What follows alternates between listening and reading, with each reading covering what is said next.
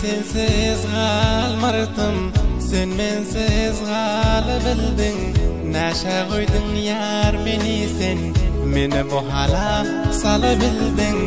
Iki defa seni gördüm, meni hayran eyledin sen.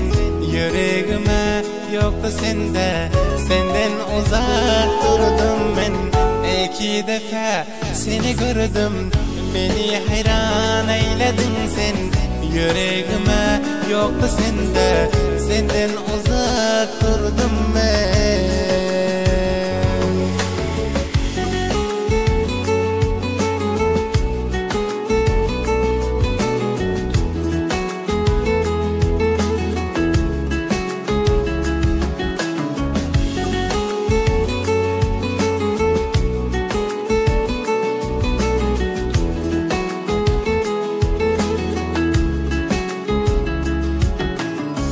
Korkardım sana bir gün yüreğimi vermekten.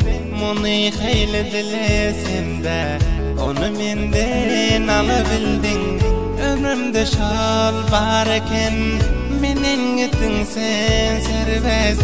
Sen söyle neler ettim, Mehmet Azam onu sen bez.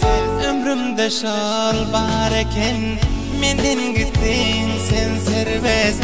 Sen söyle neler ettim, Mehmet Azam onu sen bez. Söylerdin sen bana hiç vakt, unutmarın ne boldu fez.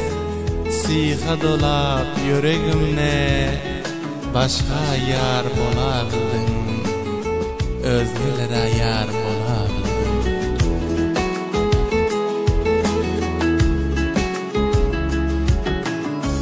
Günahların başa orup, özün günahkar etmedin. Bir itibar ettin beni, sendek zalim görmedim.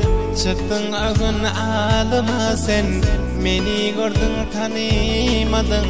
Çekip munça hasreti, seysada öler boldun.